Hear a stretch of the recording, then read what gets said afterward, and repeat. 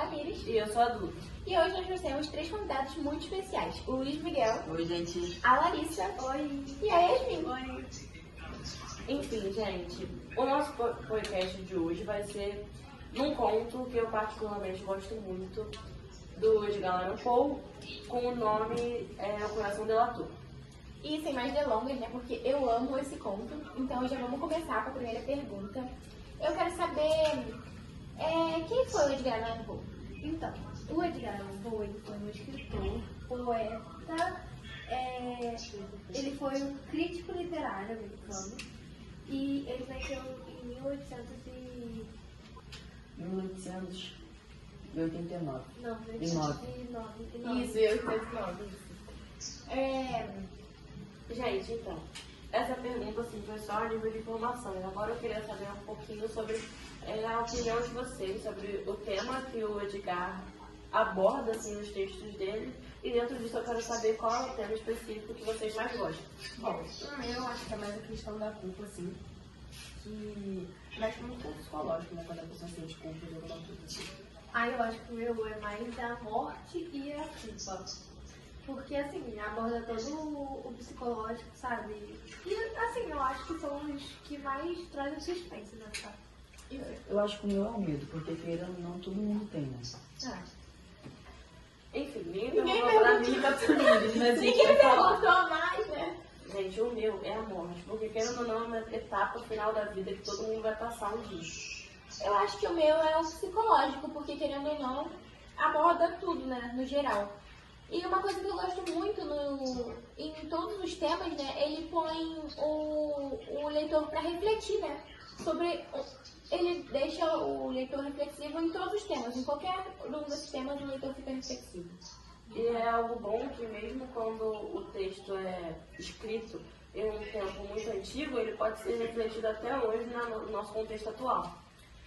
Então, agora, né, pra gente poder começar de fato, vamos contar um pouco do enredo, ou então a história toda, o que vocês preferem? A história toda? Tá, um resuminho, né, da história toda, até pro público também poder saber. Quer começar, Duda? Posso começar. Então, gente, a história conta, né, um narrador que ele acaba tendo uma obsessão pelo olho de um velho que mora junto com ele. E, tipo assim, ele não odeia esse velho, mas o olho dele traz meio que uma aflição, uma repulsa, um sentimento ruim. E ele decide dar um fim nisso, matando o velho.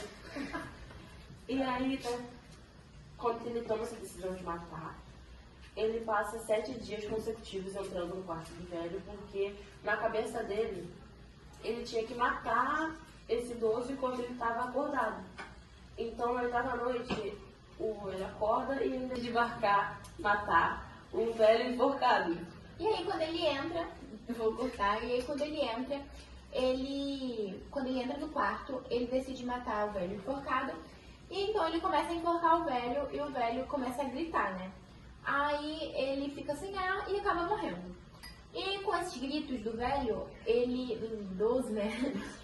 A vizinhança acaba escutando. E com isso ligam pra polícia, porque querendo ou não, quem não vai ligar pra polícia com o senhor gritando, né? Enfim. Aí assim que a polícia chega, esse homem, né, o narrador, ele acaba escondendo o corpo embaixo do piso do quarto. E aí ele coloca uma cadeira em cima e a polícia chega. Quando a polícia chega, ele fica agindo naturalmente, que ele até senta na cadeira em cima de onde está o corpo do senhor. E ele começa a escutar palpitações do coração. E ele acha que aquilo realmente está acontecendo, mas é coisa da cabeça dele. Então ele acha que aquilo realmente está acontecendo e ele acha que os policiais também vão escutar aquele barulho, então ele começa a ficar atordoado, aquilo começa a atormentar ele, então ele acaba confessando que foi ele que matou o idoso. E durante toda a história ele tenta convencer não só os policiais, não só a si mesmo, como ao público, que ele não é um louco, mas como na verdade ele é, né? E uma coisa que eu acho muito interessante, que eu acho que assim, sabe, dá todo o toque da história, que também é que também assim, é uma coisa que acontece em muitos das histórias, né, dos contos do Edgar Allan Poe, que é esse suspense, sabe, do narrador, porque assim, é o narrador em primeira pessoa, ele se entrega pra polícia, mas ele não se entrega pro público. Então, Exatamente, assim, é um homem sem nome. Ele não deixa o nome dele e, na minha opinião, eu acho até, a forma que eu interpretei é até pra, tipo, ele se entrega pra polícia, mas ele não quer contar pro público quem é o louco que matou um velho por conta do olho. Tipo assim, como que o cara vai ter obsessão no olho do velho? Por quê? Eu acho que era mais por causa que ele era meio paranoico, assim, né? Ele era bem doidinho, inventava muitas coisas na cabeça dele e acabou ficando com essa paranoia do olho. E falando sobre mais do comportamento dele, ele era obcecado, louco por esse olho. E ele tentava fazer que o narrador não, o leitor, a gente, pensava que ele não era um louco, mas ele era um louco completamente. Ele tentava se convencer de que ele não era um louco, quando na verdade todo mundo já sabia que ele era um louco, só ele que não queria se conformar com aquilo, né? Então, gente, uma coisa também que me deixa muito intrigada é o final dessa história. Que acaba que não é muito bem o final. Eu, particularmente, fiquei muito curiosa. É algo pra gente, tipo assim, inventar mesmo no final. Exatamente. Por exemplo, a história é um suspense do começo ao fim. Então não tem muito o que achar depois, você tem que imaginar mesmo, porque não tem muito o que saber depois, né? Acaba que o Edgar Allan Poe foi muito sábio nessa questão de fazer os leitores pensarem, refletirem muito sobre os temas abordados e de prender mesmo o leitor, porque é muito interessante assim a forma que ele exatamente, é tipo, todos os temas que ele aborda pensando nisso, na questão da reflexão do leitor. O leitor sempre fica reflexivo no final dos contos, né? E assim, no final de tudo, eu acho que o que a obra quer mesmo contar, sabe, o que realmente eles querem falar da obra, é que assim, a mente humana, ela pode ser dominada pela culpa, pela loucura, por vários sentimentos e, assim, esse conto, né, essa história, assim, mesmo sendo tão antiga, ela continua sendo atual.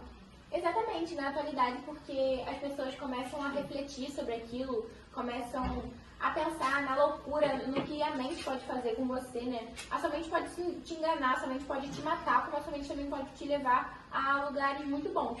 Então depende muito de como você controla a sua mente. Você não pode deixar ela te controlar, você tem que controlar ela. Eu achei muito interessante a forma que o suspense todo foi criado na história. Porque, na minha visão, o suspense foi criado a cada passo que o narrador falava o que ele ia fazer, todas as ações, todos os planos dele, e isso foi me deixando bem curiosa. Exatamente, todos os passos dele sempre tinha uma coisa ali faltando, que a gente tinha que imaginar, que a gente não podia, sabe? E aí até no final, né, como eu falei, do começo ao fim foi um suspense muito grande. E no final de tudo, a história não, sabe? O coração do autor acaba com suspense. Exatamente. Alguém quer falar mais alguma coisa? Acho que não. Então, gente, a gente preparou uma surpresa pra vocês. Que como a gente sabe que vocês também são muito fãs, né? Assim como a gente preparou um quiz sobre esse conto. Eu vou pegar aqui, a produção separou pra gente algumas perguntas. Eu vou falar uma e a Duda fala uma. E assim também fica pra vocês aí de casa responderem e ver se eles vão acertar. E comentem aqui se vocês acertarem. Vamos lá. O que o coração simboliza dentro da história? Complica. A questão da culpa, assim, que ele sente de ter matado aquele velho apenas por causa de um olho. Exatamente, eu acho que é porque... eu mesmo respondendo, né, mas enfim. Eu acho que é porque, tipo, fica... a culpa que ele sente começa a buzinar na cabeça dele, ele começa a, talvez, entrar em si, digamos assim. Depois de ter feito aquela loucura, ele começa a voltar a si. Eu acho que mais ou menos vai por esse caminho aí.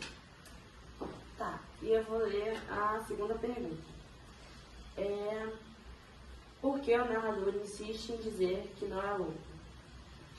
Acho que é porque no final de tudo todo louco não quer acreditar que é louco, né? Assim, Exatamente. ele não quer, ninguém que é louco, né? Isso é uma própria loucura, né? Você não isso é a acredita que própria você é loucura. Exatamente, o louco até acha que as outras pessoas estão fazendo loucura e ele não. Então, assim, Tanto na questão do olho, né? Por exemplo, exemplo, ele acha que o velho tá hipnotizando ele com o olho, tá?